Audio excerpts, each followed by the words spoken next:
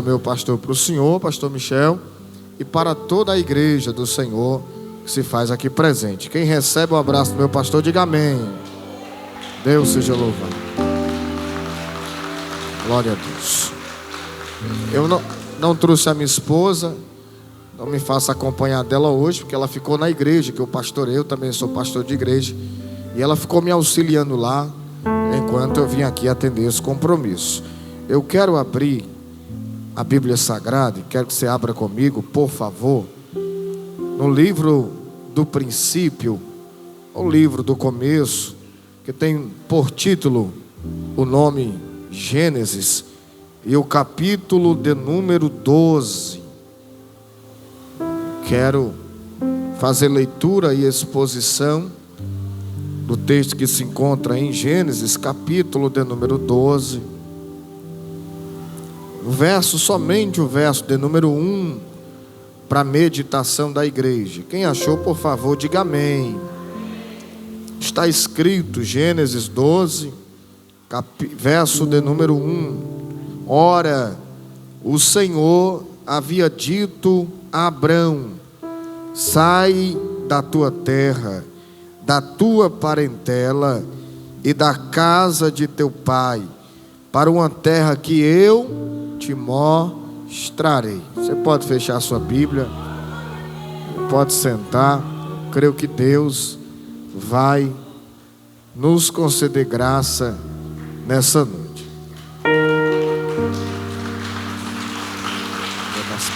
Glória a Deus.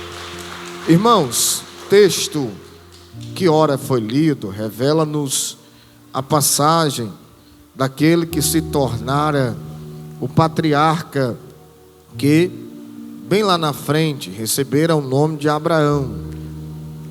Estamos lendo um texto bíblico, a qual vai relatar o início de uma grande história, de alguém que Deus tinha uma promessa de o tornar grande.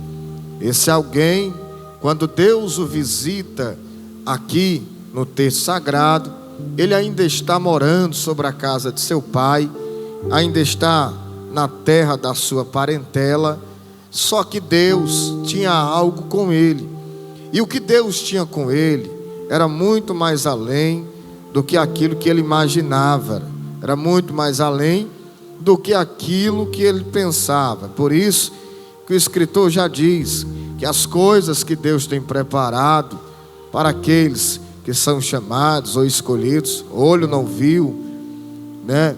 Boca nunca sequer sentiu, que Deus tem preparado para a vida daqueles que Ele ama. A Bíblia nos revela que Deus está visitando Abrão aqui, e essa visitação não é a primeira visitação de Deus a Abrão. Essa visitação é a segunda visitação de Deus a Abrão. Por quê? Se observarmos o verso de número 1 do capítulo 12, vai estar da seguinte maneira escrita: ora, após o ora, vai haver uma vírgula, e o seguinte texto continua dizendo: o Senhor havia dito a Abrão. Percebe-se que a aplicação do texto, ela está nos dando uma conotação de passado. Vou ler novamente para você entender. Ora, o Senhor havia dito a Abrão. Percebe-se que a expressão nos traz um sentido de passado. Se Deus já havia dito a Abrão, isso nos revela que Deus já tinha visitado Abrão. Só que há um problema na visitação de Deus a Abrão. Qual é? Abrão, segundo o texto nos mostra, que Deus, na sua primeira visitação, qual foi o recado que Deus trouxe?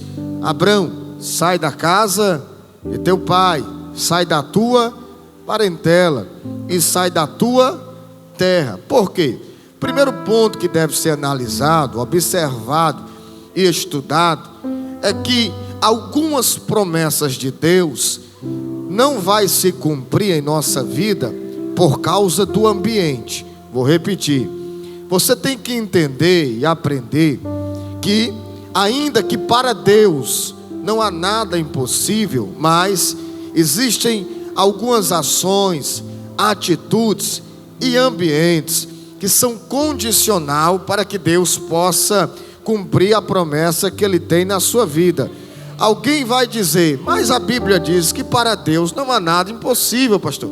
Só que é condicional a nossa ação para que haja a provisão de Deus na promessa que Ele tem sobre nós, sim ou não?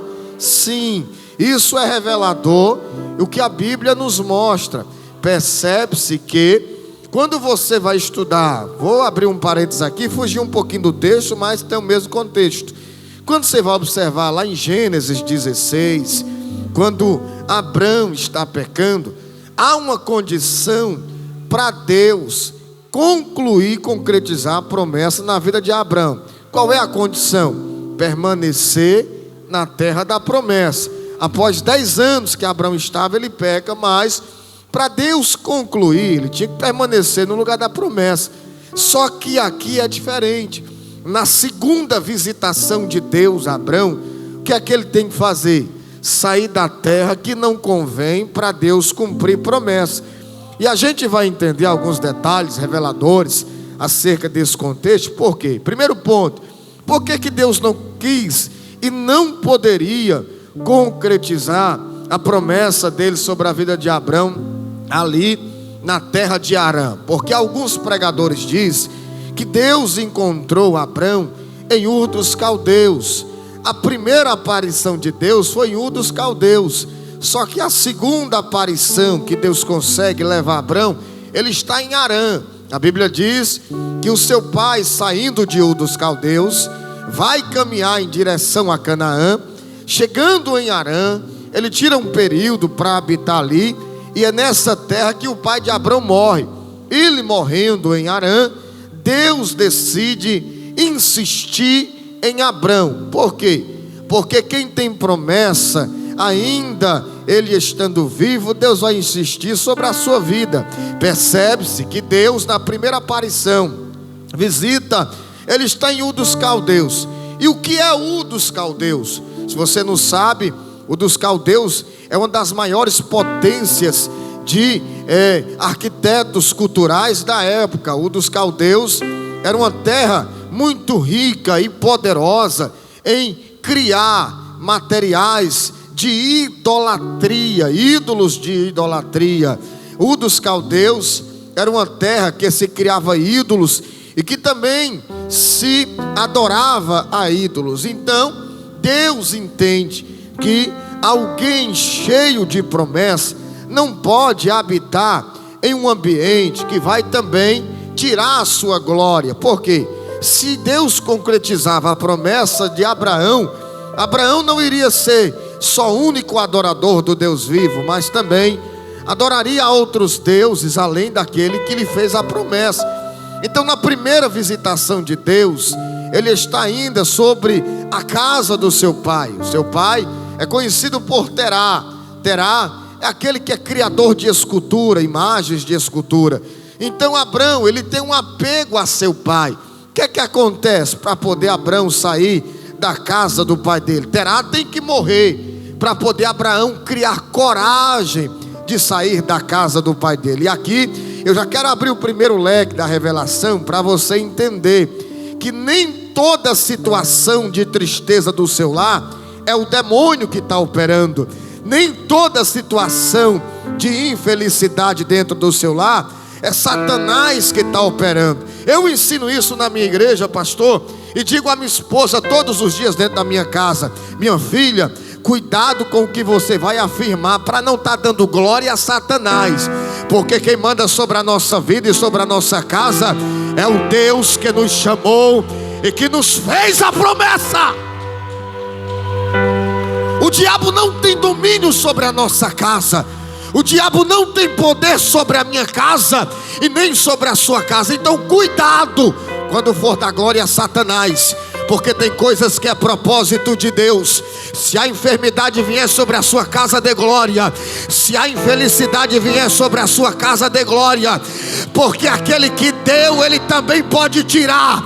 e aquele que tira, Ele também pode dar. Na alegria ou no choro, glorifique o nome de Deus, porque se Ele deu, Ele também tirou. Faça como Jó, glorificado, exaltado, adorado seja o nome do Senhor. Eu estou sentindo Deus aqui na igreja. Eu já estou sentindo a presença do meu amigo Espírito Santo. E eu já estou observando que Deus está falando com alguém que chegou aqui todo acabado. Eu já estou sentindo que Deus está abrindo a mente dessa pessoa, que dentro da sua casa está passando problema, dificuldade. E talvez alguém está dizendo, foi a macumbeira, foi o feiticeiro. Talvez alguém está dizendo, é por causa das tuas atitudes. Mas o céu se abre nessa noite para dizer, esse sofrimento é propósito, é propósito, é propósito. Não dê glória ao diabo, porque Deus está nessa causa. Quem crê dá glória. Quem crê abre a boca para glorificar, porque Deus está nessa causa. Sim, Terá morre. A morte de Terá não foi o diabo, pastor Michel. Foi propósito de Deus. Por quê? Deus não desiste de quem Ele tem promessa. Deus não desiste de casa que tem promessa. Peraí, Deus encheu o pastor Michel de promessa. Jamais vai aceitar ver o Senhor em ambiente que não convém para Ele cumprir promessa. Então o que é que você tem que ir primeiro? Parar para entender. Observar o teu ambiente. Observar as tuas amizades. O salmista dizia que bem-aventurado é aquele que teme ao Senhor. Primeiro ponto, temer ao Senhor. Segundo ponto, e não se assenta na roda dos escarnecedores.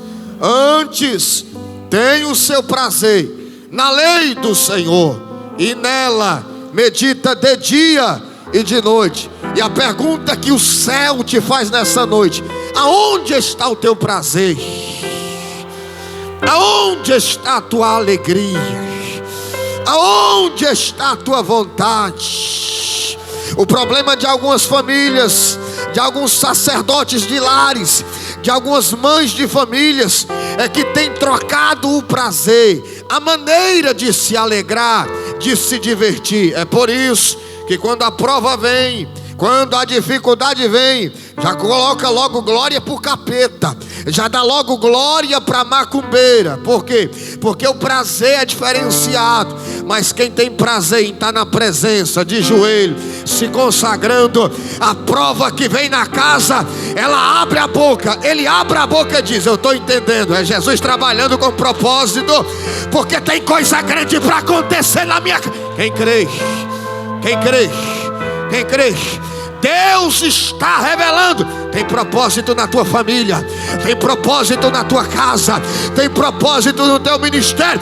O diabo acabou de perder mais uma nessa noite, porque Deus acabou de arrancar o medo do coração de algumas pessoas para dizer: é propósito, minha filha, esse problema. É propósito, meu filho, esse problema. Não é para a morte, diz o Senhor. Aleluia.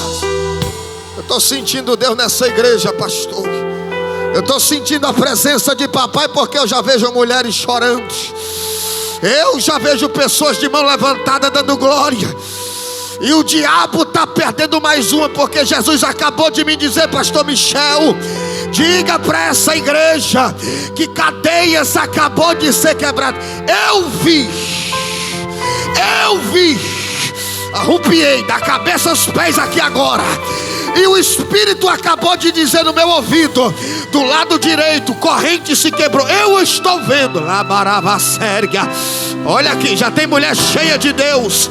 Eu vi uma corrente bem grossa, um anjo com uma espada pregando fogo, quebrando ela para dizer: esse engano, essa seta na tua mente foi quebrada, porque o diabo conseguiu colocar que o que está acontecendo na tua vida é coisa do demônio, mas Deus acabou de revelar que todo esse problema é propósito do projeto. Quem crê? Alabracerga núrias. Erimividora garavasébia. Mandubinuravas. Perdeu, Satanás. Eu estou sentindo Deus. Eu estou sentindo Deus aqui nessa igreja. Eu estou me segurando, pastor, porque há uma presença sobrenatural sobre esse altar. Há uma presença descendo sobre essa igreja. Eu estou sentindo, papai. Alabrachuri miquetia. Erimidoravas. Sim, tem morte na casa de Abrão. Só que a morte não é para a derrota de Abrão. Porque o que é que Satanás quer colocar na mente de algumas pessoas? É que todo problema que há no seu lar é para a tristeza do seu lar. Já dizia um sábio escritor: dor para nós é sinônimo de perda, para Deus é ferramenta de trabalho. Desde o princípio Deus usou a dor para tratar com os escolhidos. Desde o princípio a dor foi propósito de Deus. O que pensaria José se Deus não tivesse usado a dor para lhe colocar no palácio? O que pensaria Davi se Deus não usasse a dor do desprezo para transformar ele em rei? Dor é ferramenta de trabalho, irmão. Qual foi a maior dificuldade de Deus com Abrão? De arrancar da casa de seu pai. A maior dificuldade de Deus, senhores e senhoras que me escuta, era arrancar Abrão da casa de seu pai. Porque o versículo 1 do capítulo 12 revela-nos a segunda aparição de Deus, pastor Michel, para Abrão. Quem entende sobre exegese, que gosta disso, precisa nem de teologia, só basta gostar de ler Bíblia, vai perceber que o texto que nos fala é revelador ao ponto de nos dizer que é uma segunda aparição de Deus a Abrão. Só que o que foi que Abraão fez? Vista grossa, tapou os ouvidos. Deus não já falou com você? Por que você não obedece? Deus não já te mostrou como é que você tem que fazer? Por que você não obedece? Algumas consequências, anote isso aqui, por favor. Grave isso na sua mente. Algumas consequências às vezes nos sobrevêm por não darmos ouvido à voz de Deus. Porque Abrão era acostumado, estava dentro da casa do seu pai, vivia bem com a sua esposa. Só que o projeto de Deus sobre Abrão era fora da casa. E aqui tem um grande problema sobre Abrão. Aqui é o que eu quero começar a pregar para você entender. A Bíblia diz que a esposa de Abrão era o quê? Estéril. Isso aqui é um grande problema segundo a cultura da época. Por quê? Segundo a cultura hebreia da época, a mulher que era estéril, na cultura iria dizer que ela era vista pela sociedade como uma mulher amaldiçoada. A mulher que não gerava filhos era vista como uma amaldiçoada, uma vez que não gerava. O homem que não tinha um descendente para assumir a sua possessão, para dar continuidade ao seu nome, ao seu sobrenome, ele era visto como um homem desonrado, alguém que não tinha moral e nem valor. Isso aqui era um ato de vergonha. Então o que é que havia sobre a casa de Abrão? Vergonha e desonra, pastor. Então por isso que Abrão decide permanecer dentro da casa do pai, porque lá a família é grande. Se ele sai, nem ele produz, nem a esposa produz. Isso aqui é um grande problema. Porque tem gente que está vendo a sua família não prosperar porque está escorado em alguém, porque tem medo de viver o que Deus quer que você viva. Só que a palavra de Deus nessa noite para alguém é: volte a acreditar em Deus. Deus quer que você deposite total confiança nele, para a sua casa prosperar, para a sua família prosperar. Por quê? Não adianta você vir na igreja, levantar a mão, dar glória, bater palma, dar aleluia, se fora dela você desacredita do Deus que você glorificou aqui dentro. Se você crê que as promessas deles virá sobre a sua vida, sobre a sua família, creia lá fora também. Não pode haver dúvida, não pode permear dois pensamentos. Esse era o problema de Abrão, ao ponto que a Bíblia vai dizer que quando Abrão decidiu crer em Deus, olha só, a Bíblia diz: e Abraão creu em Deus, e isso lhe foi imputado como justiça. O que é crer? Vamos entender o significado de crer. A expressão crer, você observa que em todo o evangelho, para aceitar Jesus, primeiro tem que fazer o quê? Crer. Você diz, é tão simples, mas é uma ferramenta que às vezes é tão dificultosa para alguns. Para aceitar Cristo tem que crer. Alguém diz, é só isso? É. Mas tem gente que tem uma dificuldade tão grande de crer. Porque o que é crer? Vamos entender sobre crer. Essa expressão crer vem do grego pisteu, que transliterado ao português significa depositar confiança naquilo que é verdade. Como é que é isso? Eu vou acreditar naquilo que já é verdade? É algo um pouco estranho para alguns. Mas já imaginou? Para pensar comigo aí 2 segundinhos. Depositar confiança naquilo que é verdade. Já está revelado. Só que tem gente que não acredita. Por exemplo, para alguns, aceite a Jesus que você vai morar no céu. Chega e fala isso para um macumbeiro. Ele sabe que Jesus é Salvador, só que ele tem dificuldade de crer que só em Cristo ele vai para o céu. Ele conhece a verdade, sabe da verdade, mas não crê na verdade. Essa é a dificuldade de Abrão no momento. Crê em Deus, crê que se ele sair da casa da parentela, ele vai se tornar pai de uma grande multidão. Agora, o que é mais difícil para Abrão? Deus foi muito dificultoso com Abrão. Em alguns momentos, pastor, eu até concordo com Abrão. Por quê? Observe o verso de número 1. Ora, disse o Senhor a Abraão: sai da tua terra, da tua parentela, da casa de teu pai, e vai para uma terra que eu te mostrarei. Fala comigo, te olha só como é que Deus te mostrarei. O verbo está conjugado aonde? Futuro. Nem é no passado, nem é no presente. Isso aqui que é mais difícil para Abrão. Porque Abraão talvez, isso aqui eu que estou dizendo, não está na Bíblia, mas talvez Abraão perguntou para Deus: Senhor, diga pelo menos onde é o lugar que eu vou. Diga pelo menos como é a terra que eu vou pisar. Porque na casa do meu pai todo dia tem merenda, tem almoço, tem janta. Deus está falando com alguém aqui. Deus está querendo tirar alguém da zona de conforto para acreditar nele. Agora a pergunta que não quer calar, segura o glória, que você vai dar um glória bem alto agora. Por que Deus não revela a terra para Abrão?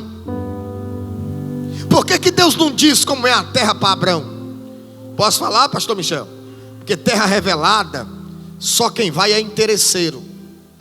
Agora terra que não é revelada, só pisa nela quem tem promessa.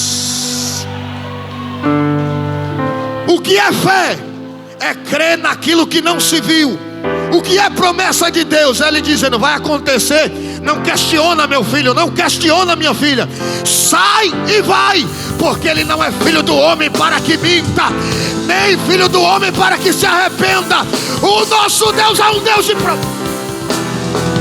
Creia!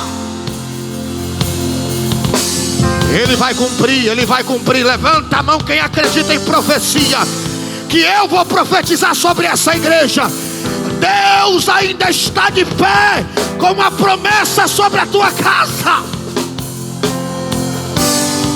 Vai acontecer. Creia. Qual é o problema de Abrão e de Saraí? Diga: não gerar. Não, isso aí foi fraco. Diga: não gerar. Quem olhava para Saraí debochava, pastor, e meu amigo cantou. Quem olhava para Abraão tirava honra, onda, sarra.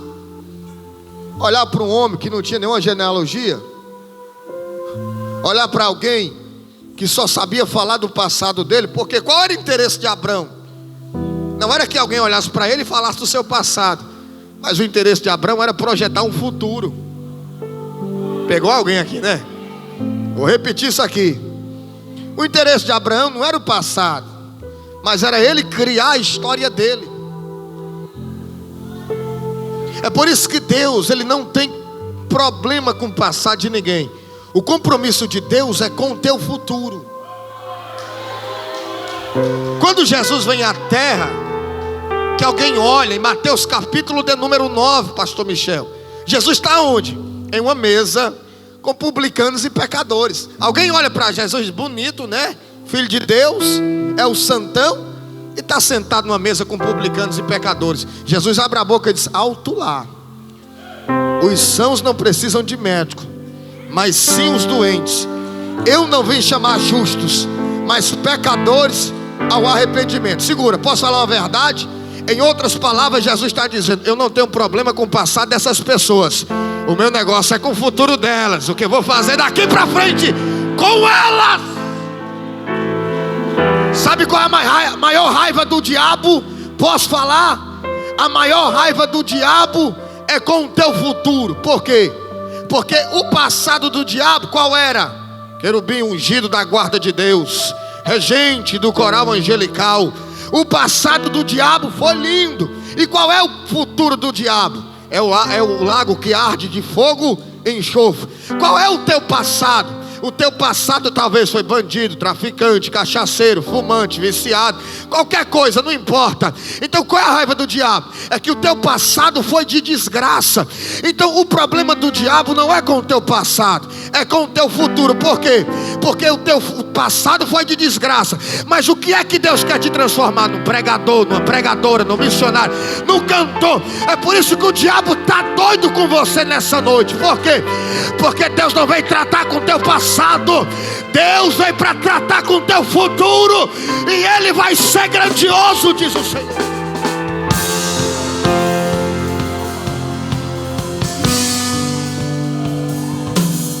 Então olha para cá. Qual é a preocupação de Abraão? Não é com o passado. Abraão quer criar um futuro, e isso para Abraão parece difícil.